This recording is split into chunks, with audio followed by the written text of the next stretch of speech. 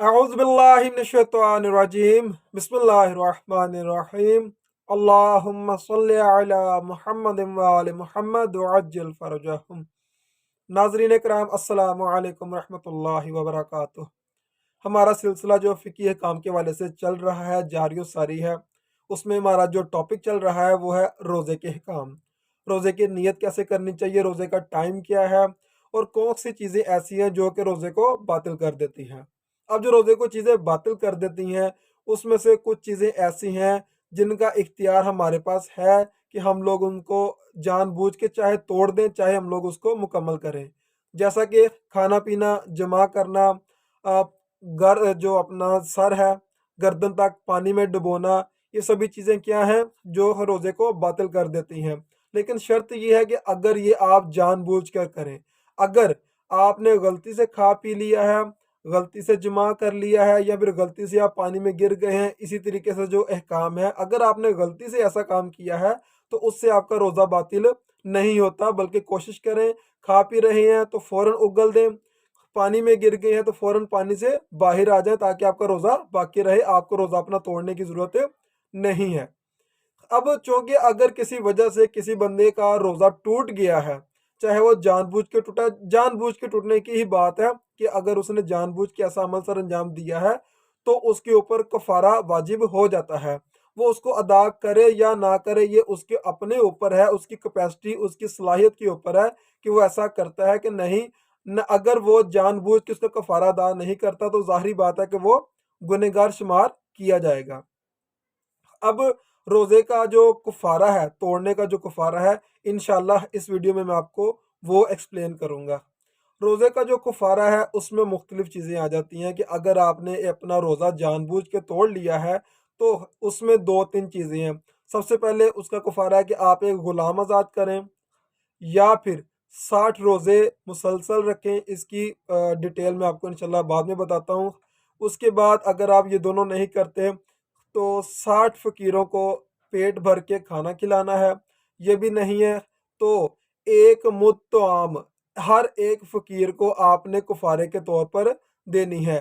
یا پھر اگر نہیں کر سکتے تو اس کے امکان کے مطابق بقدر امکان جو ہے وہ صدقہ کرنا ضروری ہے۔ اور اگر یہ بھی نہیں کر سکتے تو توبہ اور استغفار کرنا چاہیے اپنے کفارے کے بدلے میں۔ لیکن توبہ استغفار کرنے سے آپ سے کفارہ جو ہے وہ آپ کے اوپر واجب الادا رہے گا۔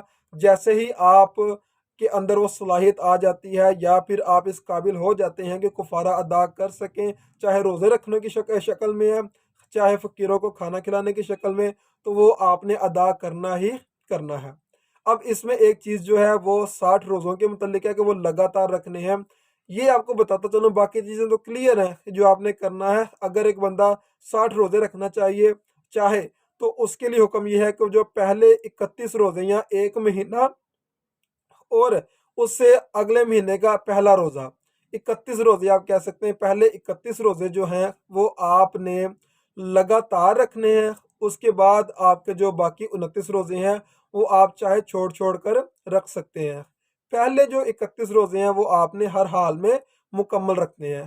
اگر بغیر کسی عذر کے، بغیر کسی وجہ کے آپ ان میں سے گیپ لے کر آتے ہیں، مثال کے طور پر آپ نے 15 روزے رکھے ہیں، 16واں چھوڑ دیا، 25 روزے رکھے ہیں، 26واں چھوڑ دیا، 27 روزے رکھے ہیں، 28واں چھوڑ دیا، تو پھر آپ کو دوبارہ سے ایک سے شروع کرنا پڑے گا۔ لیکن اگر آپ نے 31 روزے لگاتار مکمل کر لیے ہیں تو اس صورت میں حکم یہ ہے کہ جو باقی 29 روزے ہیں وہ آپ چھوڑ چھوڑ کر رکھ سکتے ہیں۔ آپ کو اپنے 60 روزے مکمل کرنے کی ضرورت ہے۔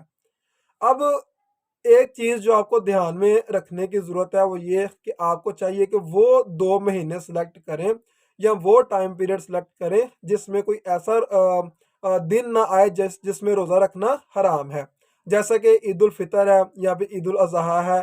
ان دونوں دنوں کے علاوہ آپ کوئی ایسا ٹائم پیریڈ سیٹ کریں جس میں آپ اپنے مکمل روزے رکھ سکتے ہوں۔